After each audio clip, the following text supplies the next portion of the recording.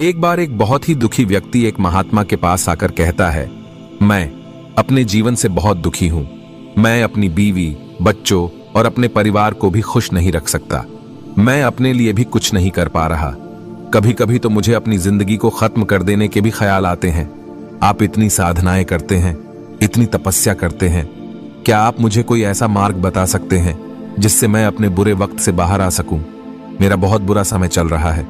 2 वक्त की रोटी का इंतजाम करना भी मेरे लिए बहुत मुश्किल हो गया है। अब आप ही बताएं कि मैं ऐसे वक्त में मैं जिंदा रहूं तो कैसे रहूं, कैसे अपने परिवार को खुश रखूं?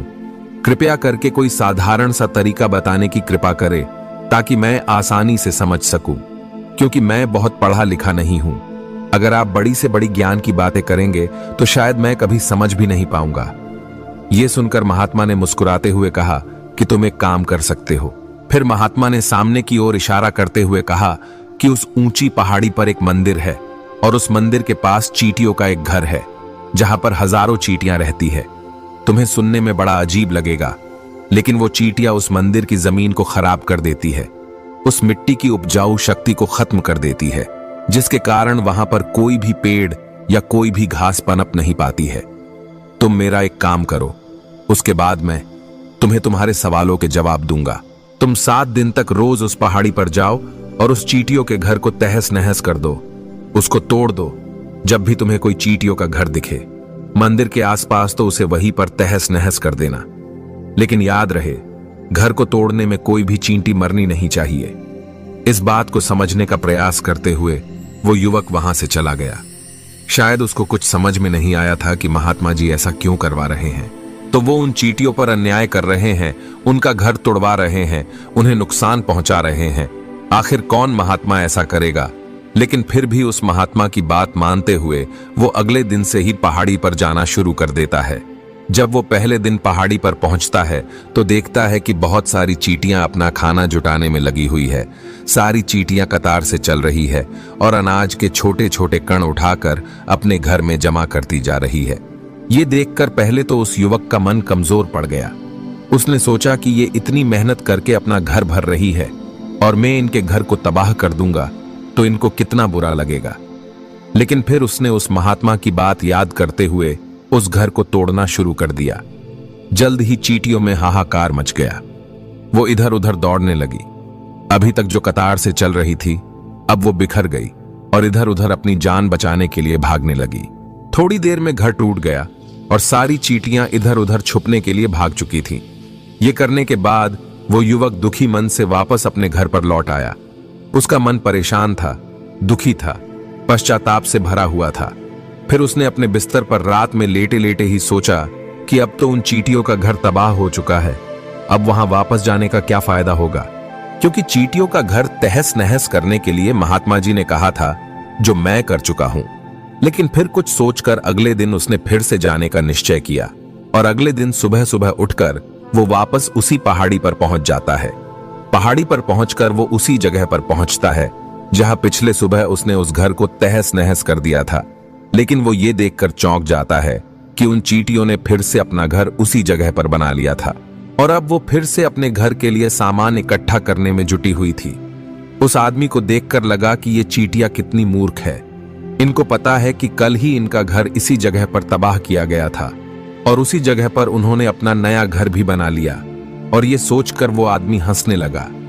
लेकिन फिर से महात्मा की बात याद करते हुए उसने उन चींटियों का घर फिर से तबाह करना शुरू कर दिया। फिर से उन चींटियों में हलचल मच गई और थोड़ी देर में वो चींटियां इधर उधर अपनी जान बचाने के लिए भागने लगी। कुछ ही देर में उनका घर फिर से नष्ट हो गया और वो युवक थोड़ा संतोष के भाव से कि इस बार तो मैं अच्छी तरह से उस घर को तबाह कर दिया है, अब तो वो चींटियां यहां पर अपना घर बना ही नहीं पाएंगी। इसीलिए जाने से पहले उसने उस घर पर ठंडा पानी भी डाल दिया ताकि चींटियां वहां पर अपना घर न बना सके। और इस तरह अपना कर्म पूरा करके वो युवक फिर से अपने घर लौट आया। आज रात में सोते वक्त फिर से वो युवक यही सोच रहा था कि क्या महात्मा ये सही काम करवा रहे हैं? क्या किसी का घर तबाह करना किसी सिद्ध पुरुष को शोभा देता है? क्या हो अगर वो महात्मा सिद्ध पुरुष हो ही ना, क्या होगा अगर वो मुझे बेवकूफ बना रहे हो? लेकिन फिर उसने निश्चय किया कि मैं अपने काम को पहले पूरा कर लेता हूं। उसके बाद ही पता चलेगा कि महात्मा मुझे से ऐसा क्यों करवा रहे थे, और यही सोचकर वो रात में सो जाता है। अगले दिन सुबह उठकर वो फिर से उसी पहाड़ी की ओर निकल जाता है। पहाड़ी पर पहुंचकर वो उसी जगह पर पहुंचता है जहां पर उसने उनके घर को तबाह कर दिया था, और वो ये देखकर खुश हो जाता है कि वहां पर कोई भी घर नहीं था। सारी चींटियां वहां से भाग चुकी थी। अब उसने सोचा कि अब मेरा रोज रोज आने का क्या फायदा होगा, क्योंकि चींटियां तो अपना घर बदल चुकी है, और महात्मा जी ने मुझे 7 दिन आने के बाद कहा था, लेकिन आज तो तीसरा ही दिन है। अब बाकी 4 दिन वापस आने का क्या फायदा होगा। और यही सोचकर उसने निश्चय किया कि यहां से वो सीधा उसी महात्मा के पास जाएगा और उनको ये सारी खबर बता देगा। जब वो वापस मुड़कर उस पहाड़ी से उस महात्मा की कुटिया की तरफ जाने लगा, तभी अचानक उसकी नजर एक और घर पर पड़ी, जो कि चींटियों का ही बनाया हुआ था। मतलब कि वो घर चींटियों ने ही बनाया था, और अब वो चींटियां नए घर में वास कर चुकी थी। ये नया घर उनके पुराने घर से थोड़ी ही दूरी पर था, और जब उसी युवक की नजर उस घर पर पड़ी तो उसने सोचा कि शायद महात्मा को पता था कि ये चींटियां अपना घर यहां से बदलकर किसी दूसरी जगह पर बना लेगी, इसीलिए उन्होंने मुझे 7 दिन आने के बाद कहा था। और ये विचार करके वो उनका नया घर भी तोड़ने के लिए पहुंच जाता है। जब वो वहां पहुंचा तो चींटियां उसी तरह अपने कार्य में लगी हुई थी। वो अपने लिए खाना इकट्ठा कर रही थी और अपने घर में जमा कर रही थी। जब पुराना घर टूटा था, वहां भी अनाज के कण बचे हुए थे, और चींटियां वहां से भी अनाज इकट्ठा कर करके वापस अपने नए घर में ला रही थी। अब यहां पर फिर से युवक का मन थोड़ा कमजोर पड़ गया, क्योंकि वो खुद भी कमजोर था, खुद भी वक्त का मारा हुआ था। इसीलिए उसके मन में उन चींटियों के प्रति दया का भाव उमड़ रहा था। उनके ऊपर उसे दया आ रही थी। वो चाहता था कि उनकी मदद करे, लेकिन वो उल्टा उनको नुकसान पहुंचा रहा था। लेकिन उस महात्मा की बात को याद करते हुए उसने फिर से उस घर को तोड़ने का निश्चय किया, और उसने इस बार बड़ी ही सावधानी के साथ बिना किसी चींटी को कोई नुकसान पहुंचाए वो घर तबाह करना शुरू कर दिया। वक्त थोड़ा ज्यादा लगा, क्योंकि किसी भी चींटी को नुकसान न पहुंचने की शर्त महात्मा ने पहले ही रखी थी। इसीलिए उसको बड़ी सावधानी के साथ उन घरों को तबाह कर रहा था। लेकिन आखिरकार उसने उस घर को भी तबाह कर दिया, और उस घर को तबाह करने के बाद वो बड़े ही दुखी मन से, इस बार वो पहले से भी ज्यादा दुखी था, क्योंकि उसने उनका नया घर भी तोड़ दिया था। वो उन चींटियों को बसने ही नहीं दे रहा था, और वो अब अपने आप को शैतान या दानव समझने लगा था। लेकिन फिर भी उस महात्मा की बात को मानते हुए वो अपने घर पर दुखी मन से वापस आ गया। रात में सोने से पहले एक बार उसने फिर से सोचा कि मैं कितना बड़ा शैतान हूं, कितना बड़ा दानव हूं। पुराना घर तो छोड़ो, मैं उन चींटियों को कहीं भी बसने के लिए कोई जगह ही नहीं दे रहा हूं। वो चींटियां मेरे बारे में क्या सोचती होगी? वो कितना बड़ा दानव होगा उस परमात्मा को जो मेरे द्वारा ये काम करवा रहा है। लेकिन फिर भी उसने अगले दिन जाने का निश्चय किया, और अगले दिन सुबह सुबह वो फिर से वहां पर पहुंच गया। वो ये देखकर फिर से आश्चर्यचकित रह जाता है कि इस बार चींटियों ने एक और नई जगह पर अपना घर बना लिया था। वो तो पहले से भी ज्यादा ऊर्जा के साथ काम कर रही थी, और उन्होंने एक रात में पहले से भी बड़ा घर बना लिया था, और अब वो फिर से अपना अनाज और खाना इकट्ठा करने में जुटी हुई थी। ये देखकर उस आदमी को लगा कि ये चींटियां किस मिट्टी की बनी हुई है। मैं उनको बार बार यहां से भगाने की कोशिश कर रहा हूं, और ये वहीं पर अपना घर बना लेती है। क्या इनको पता नहीं है कि मैं यहां पर कभी भी बसने नहीं दूंगा? ये चींटी है, दिखने में इतनी छोटी है, लेकिन फिर भी ये मुझसे हार नहीं मान रही है। बड़ी ताज्जुब की बात है। और इस बार उसने गुस्से में उस घर को तहस नहस करना शुरू कर दिया। लेकिन इस बार तहस नहस करते हुए कुछ चींटियां वहीं पर मर गई, उसके पैरों तले कुचल दी गई। कुचलने के बाद जब वो अपने अहंकार से बाहर आया तो उसने देखा कि गुस्से में उसने उन चींटियों को कितना क्षति पहुंचा दी है। उसका मन पश्चाताप से भर गया, और वो रोता हुआ अपने घर की तरफ बढ़ गया। रात में सोते वक्त उसने सोचा कि मैं उन चींटियों पर बहुत ज्यादा अत्याचार कर रहा हूं, अब इससे ज्यादा अत्याचार मैं नहीं कर पाऊंगा।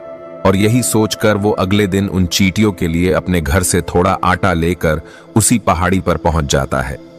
आज उसके मन में उन चींटियों के प्रति श्रद्धा का भाव था, दया का भाव था।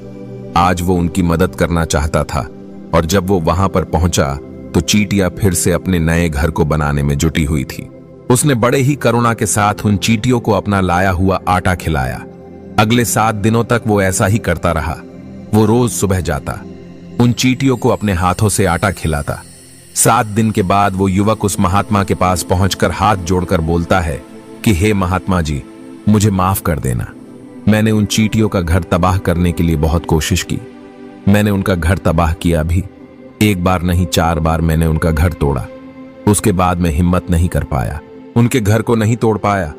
मैं समझ सकता हूं कि मैं आपका काम पूरा नहीं किया और इसके बदले आप मुझे तरीका भी नहीं बताएंगे जो कि मुझे मेरे बुरे समय से बाहर निकाल सकता है, लेकिन मुझे इसका कोई परवाह नहीं है। मुझे लगता है कि मैंने जो किया वो सही किया, इसीलिए मैं आपसे आज्ञा लेकर वापस जा रहा हूं। कृपया मुझे वापस अपने घर जाने की आज्ञा दीजिए।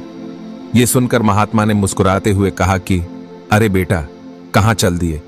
रुको तो सही, जलपान तो कर लो, थोड़ी देर ठहर जाओ, उसके बाद चले जाना। और ये कहकर वो महात्मा उस युवक के लिए पानी लेकर आते हैं। पानी पिलाने के बाद महात्मा उस युवक से पूछते हैं कि तुम मुझे ये बताओ कि आखिर तुम उन चींटियों का घर तबाह क्यों नहीं कर सके? वो चींटियां तो छोटी है और तुम इतने विशालकाय हो, फिर भी तुम उन छोटी छोटी चींटियों का घर तबाह नहीं कर पाए। कहां है तुम्हारी शक्ति, तुम्हारा बाहुबल? इसका जवाब देते हुए उस युवक ने कहा कि हे महात्मा, मैंने उन चींटियों का घर तबाह कर दिया था, बार बार किया था। एक बार तो अपने गुस्से में उन चींटियों को भी हानि पहुंचा दी थी, लेकिन जिस दिन मैंने उनको हानि पहुंचाई उसी दिन मुझे लगा कि मैं उनको क्यों हानि पहुंचा रहा हूं, क्यों इनको इतनी तकलीफ दे रहा हूं, और उसी दिन से मैंने उनको क्षति पहुंचाने की वजह, नुकसान पहुंचाने की वजह उनकी सहायता करनी शुरू कर दी। ये सुनकर उस महात्मा ने कहा कि ये ही तो सीखने की बात है। एक छोटी सी चींटी हमें जीवन का संदेश दे जाती है। मैंने तुम्हें उन चींटियों का घर तबाह करने के लिए नहीं भेजा था, मैंने तुम्हें भेजा था ताकि तुम उन चींटियों से कुछ सीख ले सको। तुम्हें क्या सीख मिली? उन चींटियों से क्या मुझे बता सकते हो? यह सुनकर उस युवक ने पूरी कहानी बयां कर दी। पूरी कहानी सुनने के बाद महात्मा ने मुस्कुराते हुए कहा कि बेटा, पहली सीख जो इन चींटियों से ले सकते हैं वो ये थी कि तुमने कितनी ही बार उनके घर को तोड़ने की कोशिश की, कितनी ही बार प्रयास किया कि उनके घर तबाह हो जाए, लेकिन वो हर बार अपना नया घर बना लेती थी। उन्होंने कभी भी हार नहीं मानी। अगर वो हार मान लेती तो वो चींटियां तुम्हें वहां पर नहीं मिलती। जीवन कार्यशीलता का नाम है, लेकिन हम मनुष्य 1-2 बार हार मिलने पर ही टूट जाते हैं, हताश हो जाते हैं और फिर जीवन में प्रयास ही नहीं करते। और कुछ लोग तो अपनी जिंदगी को खत्म करने को उतारू हो जाते हैं। लेकिन जानवरों में तुमने एक बात देखी होगी कि वो अपना जीवन खुद से कभी खत्म कर ही नहीं सकते हैं। तुमने कभी नहीं सुना होगा कि किसी जानवर ने आत्महत्या कर ली, चाहे वो जानवर कितना भी भूखा क्यों ना हो, कितना ही दुखी क्यों ना हो, लेकिन वो अपने जीवन के लिए हमेशा संघर्ष करता रहता है। लेकिन वही दूसरी तरफ हम मनुष्य 1-2 बार हताश होने पर ही अपना जीवन खत्म कर लेते हैं। जीवन तो कर्मशीलता है, कर्म करने का नाम है। जीवन और मृत्यु आखिरी विश्राम है, परम विश्राम है। इसीलिए मृत्यु से पहले कर्म करना कभी मत छोड़ना, क्योंकि मृत्यु के बाद तो तुम परम विश्राम में चले ही जाओगे। तो उससे पहले कर्म करना क्यों छोड़ रहे हो?